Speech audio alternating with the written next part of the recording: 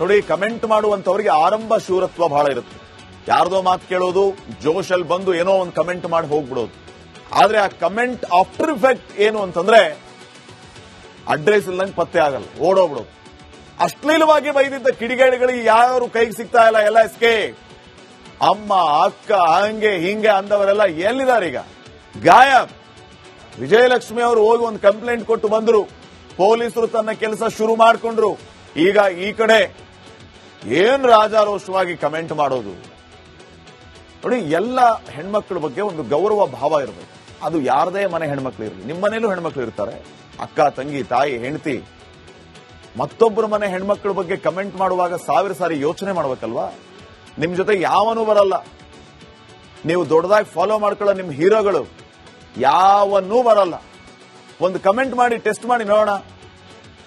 ಯಾರದ್ದೋ hero ಬಗ್ಗೆ ಅಥವಾ ಯಾರದೋ ಹೀರೋ ಹೆಂಡತಿ ಬಗ್ಗೆ ಒಂದು ಕಮೆಂಟ್ ಹಾಕಿ, ನಮ್ಮ ಅಣ್ಣ ಇದ್ದಾರೆ ನನ್ನ ಹಿಂದೆ ಕಾಪಾಡಕ್ಕೆ ಅಂತ. ನಿಮ್ಮ ಅಣ್ಣ ಅಲ್ಲ, ಯಾರು ಬರಲ್ಲ. ಹೆಣ್ಮಕ್ಳನ್ನ ಅಶ್ಲೀಲವಾಗಿ ನಿಂದಿಸಿದವರೆಲ್ಲರೂ ಕೂಡ ಈಗ ಜೂಟ್ ಆಗಿದ್ದಾರೆ. ಇಷ್ಟೇ ಇವರ ತಾಕತ್ತು, ಇವರ ದಿಮಾಕ್. ಯಾರ್ದೋ ಮಾತು ಕೇಳಿ ಜೋಶ್ ಬಂದು ಒಂದು ಕಮೆಂಟ್ ಮಾಡೋದು. ಪೊಲೀಸರು ತೋರಿಸ್ತಾರೆ ನಿಮಗೆ ಅಸಲಿ ಜೋಶ್ ಅಂದ್ರೆ ತಮ್ಮ ಇಲ್ಬಾ ಅಂತ ಹೇಳಿ. ಇವರೆಲ್ಲರೂ ಕೂಡ ಎಕ್ಸಿಟ್ ಆಗಿದ್ದಾರೆ. ಪೊಲೀಸರ ಶೋಧ ತಿಳಿದು ಈ ಬ್ಯಾಡ್ ಫ್ಯಾನ್ಸ್ ಎಸ್ಕೇಪ್ ಆಗಿದ್ದಾರೆ.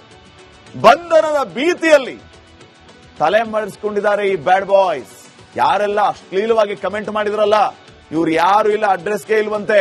ಈಗ ಮುಂದೆಯೂ ಕಮೆಂಟ್ ಮಾಡುವಂತವ್ರು ಇದನ್ನ ನೋಡಿ ಎಚ್ಚರವಾಗಿ, ಅಣ್ಣ, ಬಾಸು ಇವು ಯಾರು ಬರಲ್ಲ ರೀ ನಿಮ್ಮ ಸಹಾಯಕ್ಕೆ.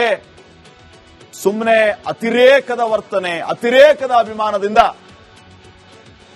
ಈ ರೀತಿ ವರ್ತಿಸಿದರೆ ಬರೋರು ನಿಮ್ಮ ಬಾಸು, ನಿಮ್ಮ ಅಣ್ಣ ಅಲ್ಲ, ಪೊಲೀಸರು ಹುಡುಕೊಂಡ್ಬರ್ತಾರೆ ಬಾಮರಿ ಅಂತ. ಸೋಷಿಯಲ್ ಮೀಡಿಯಾದಲ್ಲಿ ಹಲವರ ಅಕೌಂಟ್ಗಳೇ ಡಿಲೀಟ್ ಆಗಿದೆ. ಈಗ ಯಾರ್ಯಾರು ಅವತ್ತು ಕಮೆಂಟ್ ಮಾಡಿದ್ರು ಅವರು ತಮ್ಮ ಅಕೌಂಟ್ಗಳನ್ನ ಡಿಲೀಟ್ ಮಾಡಿ ವಿಜಯಲಕ್ಷ್ಮಿ ಅವರಿಗೆ ಕಳಿಸಿದ್ದ ಕೆಟ್ಟ ಕೆಟ್ಟ ಪೋಸ್ಟ್ಗಳಿಗೂ ಡಿಲೀಟ್, ಆ ಪೋಸ್ಟ್ಗಳನ್ನು ಡಿಲೀಟ್ ಮಾಡಿದ್ದಾರೆ. ವಿಜಯಲಕ್ಷ್ಮಿ ಪೋಸ್ಟ್ಗೆ ಮಾಡಿದ್ದ ಕಮೆಂಟ್ಗಳು ಮಾಯ ಆಗಿದೆ. ತನ್ನ ತಪ್ಪಿನ ಅರಿವಾಗಿ ಓರ್ವ ಅಭಿಮಾನಿ ಕ್ಷಮೆ ಯಾಚನೆ ಮಾಡಿದ್ದಾನೆ. ಬೈಯುವಾಗ ಇದ್ದಂತ ಪೌರುಷ, ಧೈರ್ಯ ಈಗ ಎಲ್ಲೋಯ್ತು. ಫೇಸ್ ಮಾಡಬೇಕಾಗಿತ್ತು. ವಿಜಯಲಕ್ಷ್ಮಿ ಅವರ ಒಬ್ಬ ಹೆಣ್ಮಗಳು ಅಂತ ನೋಡಿ ಗೌರವ ಕೊಡಿ. ಯಾರ ಮನೆ ಹೆಣ್ಮಕ್ಳಾದ್ರೂ ಅಷ್ಟೇ, ಯಾವನೋ ಏನೋ ಹೇಳ್ದ ಅಂತ ಅಥವಾ ಯಾವನೋ ಏನೋ ಹೇಳಿದ್ಲು ಅಂತ ಹಂಗ್ ಮಾಡಿದ್ವಿ ಹಿಂಗ್ ಮಾಡಿದ್ವಿ ಅಂತ ನೀವೇ ಬರ್ಕೊಳ್ತೀರಲ್ಲ. ಗೌರವ ಕೊಡೋದನ್ನ ಕಲಿ. ಫಸ್ಟ್ ಗೌರವ ಕೊಡ್ಬೇಕು ನೀವೆಲ್ರಿಗೂ. ವಿಜಯಲಕ್ಷ್ಮಿ ಅವರಿಗೆ ಅಶ್ಲೀಲವಾಗಿ ಕಮೆಂಟ್ ಮಾಡಿದ್ರಿ, ನಿಮ್ಮ ಮನೆ ಹೆಣ್ಮಕ್ಳ ಬಗ್ಗೆ ಆ ರೀತಿ ಕಮೆಂಟ್ ಮಾಡ್ಕೋತೀರಾ? ಅಥವಾ ಯಾರಾದ್ರೂ ನಿಮ್ಮ ಮನೆ ಹೆಣ್ಮಕ್ಳ ಬಗ್ಗೆ ಕಮೆಂಟ್ ಮಾಡಿದ್ರೆ ನೀವು ಸುಮ್ಮನೆ ಇರ್ತೀರಾ? ಜಾಗೃತೆ, ಗೌರವ ಅನ್ನುವಂಥದ್ದು ಮನೆಯಿಂದ ಆರಂಭ ಆಗ್ಬೇಕು. ಬೈಯುವಾಗ ಇರುವಂತಹ ಆ ತಾಕತ್ತು, ದಿಮಾಕು, ಧೈರ್ಯ ಈಗ ಇವ್ರಿಗೆ ಯಾರಿಗೂ ಇಲ್ಲ. ಮಾಡಿದ ಕಮೆಂಟ್ಗಳನ್ನ ಡಿಲೀಟ್ ಮಾಡ್ತಾ ಇದ್ದಾರೆ, ಓಡೋಗ್ತಾ ಇದ್ದಾರೆ, ಅಕೌಂಟ್ ಅನ್ನ ಡಿಲೀಟ್ ಮಾಡ್ತಾ ಇದ್ದಾರೆ.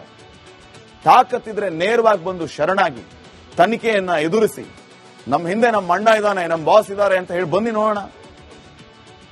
ಅಂಧಾಭಿಮಾನ, ಅತಿರೇಕದ ಅಭಿಮಾನ ಬಿಟ್ಟು ಮೊದಲು ಉತ್ತಮ ನಾಗರಿಕರಾಗಿ, ಮಾದರಿಯಾಗಿ ನಿಮ್ ತಂದೆ ತಾಯಿ ಮಾತು ಕೇಳಿ. ನೀವು ಅಭಿಮಾನಿಗಳಾಗಬೇಕಾಗಿರೋದು ಯಾರಿಗೆ? ಯಾರೋ ಏನೋ ಹೇಳಿದ್ರು ಅಂತ ಹೇಳಿ ಕಮೆಂಟ್ ಮಾಡೋದಲ್ಲ. ನೀವು ಜೈಲಿಗೆ ಹೋದ್ರೆ ನಿಮ್ಮ ಜೊತೆಗೆ ನಿಮ್ಮ ಅಣ್ಣ, ಬಾಸು, ಯಾವ ಹೀರೋನು ಬರಲ್ಲ, ಬರೆದಿಟ್ಕೊಳ್ಳಿ. ಕಡೆಗೆ ನಿಮ್ಮನ್ನ ಬಿಡಿಸ್ಕೊಳ್ಳೋದಕ್ಕೆ ನಿಮ್ಮ ಹೆಂಡತಿ, ನಿಮ್ಮ ತಾಯಿ, ನಿಮ್ಮ ಅಣ್ಣ, ತಂದೆ ಅವರೇ ಬರಬೇಕು. ನಾವು ಅವ್ರ ಪರವಾಗಿ ಕಮೆಂಟ್ ಮಾಡಿದ್ವಿ ಅಂತ ಅವ್ರು ಯಾರು ಬಂದಿದ್ದಾರೆ? ಈಗ ಯಾರು ಬರಲ್ಲ. ಇನ್ನೂ ಇದೆ ಹಬ್ಬ. ಕಮೆಂಟ್ ಮಾಡೋದಕ್ಕಿಂತ ಮುಂಚೆ 1000 ಸರಿ ಯೋಚನೆ ಮಾಡಿ. ನೋಡಿ, ಕಮೆಂಟ್ ಮಾಡುವಂತವರಿಗೆ ಆರಂಭ ಶೂರತ್ವ ಬಹಳ ಇರುತ್ತೆ. ಯಾರ್ದೋ ಮಾತು ಕೇಳೋದು, ಜೋಶಲ್ಲಿ ಬಂದು ಏನೋ ಒಂದು ಕಮೆಂಟ್ ಮಾಡಿ ಹೋಗ್ಬಿಡೋದು.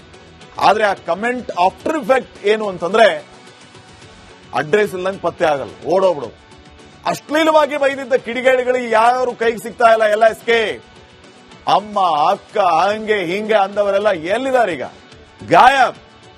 ವಿಜಯಲಕ್ಷ್ಮಿ ಅವರು ಹೋಗಿ ಒಂದು ಕಂಪ್ಲೇಂಟ್ ಕೊಟ್ಟು ಬಂದ್ರು, ಪೊಲೀಸರು ತನ್ನ ಕೆಲಸ ಶುರು ಮಾಡಿಕೊಂಡ್ರು. ಈಗ ಈ ಕಡೆ ಏನ್ ರಾಜಾರೋಷವಾಗಿ ಕಮೆಂಟ್ ಮಾಡೋದು. ನೋಡಿ, ಎಲ್ಲ ಹೆಣ್ಮಕ್ಳ ಬಗ್ಗೆ ಒಂದು ಗೌರವ ಭಾವ ಇರಬೇಕು. ಅದು ಯಾರದೇ ಮನೆ ಹೆಣ್ಮಕ್ಳು ಇರಲಿ, ನಿಮ್ಮ ಮನೇಲೂ ಹೆಣ್ಮಕ್ಳು ಇರ್ತಾರೆ, ಅಕ್ಕ, ತಂಗಿ, ತಾಯಿ, ಹೆಂಡತಿ. ಮತ್ತೊಬ್ಬರ ಮನೆ ಹೆಣ್ಮಕ್ಳ ಬಗ್ಗೆ ಕಮೆಂಟ್ ಮಾಡುವಾಗ 1000 ಸಾರಿ ಯೋಚನೆ ಮಾಡ್ಬೇಕಲ್ವಾ? ನಿಮ್ ಜೊತೆ ಯಾವನೂ ಬರಲ್ಲ, ನೀವು ದೊಡ್ಡದಾಗಿ ಫಾಲೋ ಮಾಡ್ಕೊಳ್ಳೋ ನಿಮ್ ಹೀರೋಗಳು ಯಾವನ್ನೂ ಬರಲ್ಲ. ಒಂದು ಕಮೆಂಟ್ ಮಾಡಿ ಟೆಸ್ಟ್ ಮಾಡಿ ನೋಡೋಣ. ಯಾರದ್ದೋ ಹೀರೋ ಬಗ್ಗೆ ಅಥವಾ ಯಾರದೋ ಹೀರೋ ಹೆಂಡತಿ ಬಗ್ಗೆ ಒಂದು ಕಮೆಂಟ್ ಹಾಕಿ, ನಮ್ಮ ಅಣ್ಣ ಇದಾರೆ ನನ್ನ ಹಿಂದೆ ಕಾಪಾಡಕ್ಕೆ ಅಂತ. ನಿಮ್ಮ ಅಣ್ಣ ಅಲ್ಲ, ಯಾರು ಬರಲ್ಲ. ಹೆಣ್ಮಕ್ಳನ್ನ ಅಶ್ಲೀಲವಾಗಿ ನಿಂದಿಸಿದವರೆಲ್ಲರೂ ಕೂಡ ಈಗ ಜೂಟ್ ಆಗಿದ್ದಾರೆ. ಇಷ್ಟೇ ಇವರ ತಾಕತ್ತು, ಇವರ ದಿಮಾಕ್. ಯಾರ್ದೋ ಮಾತು ಕೇಳಿ ಜೋಶ್ ಬಂದು ಒಂದು ಕಮೆಂಟ್ ಮಾಡೋದು. ಪೊಲೀಸರು ತೋರಿಸ್ತಾರೆ ನಿಮಗೆ ಅಸಲಿ ಜೋಶ್ ಅಂದ್ರೆ ತಮ್ಮ ಇಲ್ಬಾ ಅಂತ ಹೇಳಿ. ಇವರೆಲ್ಲರೂ ಕೂಡ ಎಕ್ಸೂಟ್ ಆಗಿದ್ದಾರೆ. ಪೊಲೀಸರ ಶೋಧ ತಿಳಿದು ಈ ಬ್ಯಾಡ್ ಫ್ಯಾನ್ಸ್ ಎಸ್ಕೇಪ್ ಆಗಿದ್ದಾರೆ. ಬಂಧನದ ಭೀತಿಯಲ್ಲಿ ತಲೆ ಮರೆಸಿಕೊಂಡಿದ್ದಾರೆ ಈ ಬ್ಯಾಡ್ ಬಾಯ್ಸ್. ಯಾರೆಲ್ಲ ಅಶ್ಲೀಲವಾಗಿ ಕಮೆಂಟ್ ಮಾಡಿದ್ರಲ್ಲ, ಇವ್ರು ಯಾರು ಇಲ್ಲ, ಅಡ್ರೆಸ್ಗೆ ಇಲ್ವಂತೆ. ಈಗ ಮುಂದೆಯೂ ಕಮೆಂಟ್ ಮಾಡುವಂತವ್ರು ಇದನ್ನ ನೋಡಿ ಎಚ್ಚರವಾಗಿ, ಅಣ್ಣ, ಬಾಸು ಇವು ಯಾರು ಬರಲ್ಲ ರೀ ನಿಮ್ಮ ಸಹಾಯಕ್ಕೆ. ಸುಮ್ಮನೆ ಅತಿರೇಕದ ವರ್ತನೆ, ಅತಿರೇಕದ ಅಭಿಮಾನದಿಂದ ಈ ರೀತಿ ವರ್ತಿಸಿದರೆ ಬರೋರು ನಿಮ್ಮ ಬಾಸು, ನಿಮ್ಮ ಅಣ್ಣ ಅಲ್ಲ, ಪೊಲೀಸರು ಹುಡುಕೊಂಡ್ಬರ್ತಾರೆ ಬಾಮರಿ ಅಂತ. ಸೋಷಿಯಲ್ ಮೀಡಿಯಾದಲ್ಲಿ ಹಲವರ ಅಕೌಂಟ್ಗಳೇ ಡಿಲೀಟ್ ಆಗಿದೆ. ಈಗ ಯಾರ್ಯಾರು ಅವತ್ತು ಕಮೆಂಟ್ ಮಾಡಿದ್ರು ಅವರು ತಮ್ಮ ಅಕೌಂಟ್ಗಳನ್ನ ಡಿಲೀಟ್ ಮಾಡಿ ವಿಜಯಲಕ್ಷ್ಮಿ ಅವರಿಗೆ ಕಳಿಸಿದ್ದ ಕೆಟ್ಟ ಕೆಟ್ಟ ಪೋಸ್ಟ್ಗಳಿಗೂ ಡಿಲೀಟ್, ಆ ಪೋಸ್ಟ್ಗಳನ್ನು ಡಿಲೀಟ್ ಮಾಡಿದ್ದಾರೆ. ವಿಜಯಲಕ್ಷ್ಮಿ ಪೋಸ್ಟ್ಗೆ ಮಾಡಿದ್ದ ಕಮೆಂಟ್ಗಳು ಮಾಯ ಆಗಿದೆ. ತನ್ನ ತಪ್ಪಿನ ಅರಿವಾಗಿ ಓರ್ವ ಅಭಿಮಾನಿ ಕ್ಷಮೆ ಯಾಚನೆ ಮಾಡಿದ್ದಾನೆ. ಬೈಯುವಾಗ ಇದ್ದಂತ ಪೌರುಷ, ಧೈರ್ಯ ಈಗ ಎಲ್ಲೋ ಫೇಸ್ ಮಾಡಬೇಕಾಗಿತ್ತು. ವಿಜಯಲಕ್ಷ್ಮಿ ಅವರ ಒಬ್ಬ ಹೆಣ್ಮಗಳು ಅಂತ ನೋಡಿ, ಗೌರವ ಕೊಡಿ. ಯಾರ ಮನೆ ಹೆಣ್ಮಕ್ಳಾದ್ರೂ ಅಷ್ಟೇ, ಯಾವನೋ ಏನೋ ಹೇಳ್ದ ಅಂತ ಅಥವಾ ಯಾವಳೋ ಏನೋ ಹೇಳಿದ್ಲು ಅಂತ ಹಂಗ್ ಮಾಡಿದ್ವಿ ಹಿಂಗ್ ಮಾಡಿದ್ವಿ ಅಂತ ನೀವೇ ಬರ್ಕೊಳ್ತೀರಲ್ಲ. ಗೌರವ ಕೊಡೋದನ್ನ ಕಲಿ. ಫಸ್ಟ್ ಗೌರವ ಕೊಡ್ಬೇಕು ನೀವೆಲ್ರಿಗೂ. ವಿಜಯಲಕ್ಷ್ಮಿ ಅವರಿಗೆ ಅಶ್ಲೀಲವಾಗಿ ಕಮೆಂಟ್ ಮಾಡಿದ್ರಿ, ನಿಮ್ಮ ಮನೆ ಹೆಣ್ಮಕ್ಳ ಬಗ್ಗೆ ಆ ರೀತಿ ಕಮೆಂಟ್ ಮಾಡ್ಕೋತೀರಾ? ಅಥವಾ ಯಾರಾದ್ರೂ ನಿಮ್ಮ ಮನೆ ಹೆಣ್ಮಕ್ಳ ಬಗ್ಗೆ ಕಮೆಂಟ್ ಮಾಡಿದ್ರೆ ನೀವು ಸುಮ್ಮನೆ ಇರ್ತೀರಾ? ಜಾಗೃತೆ, ಗೌರವ ಅನ್ನುವಂಥದ್ದು ಮನೆಯಿಂದ ಆರಂಭ ಆಗ್ಬೇಕು. ಬೈಯುವಾಗ ಇರುವಂತಹ ಆ ತಾಕತ್ತು, ದಿಮಾಕು, ಧೈರ್ಯ ಈಗ ಇವ್ರಿಗೆ ಯಾರಿಗೂ ಇಲ್ಲ.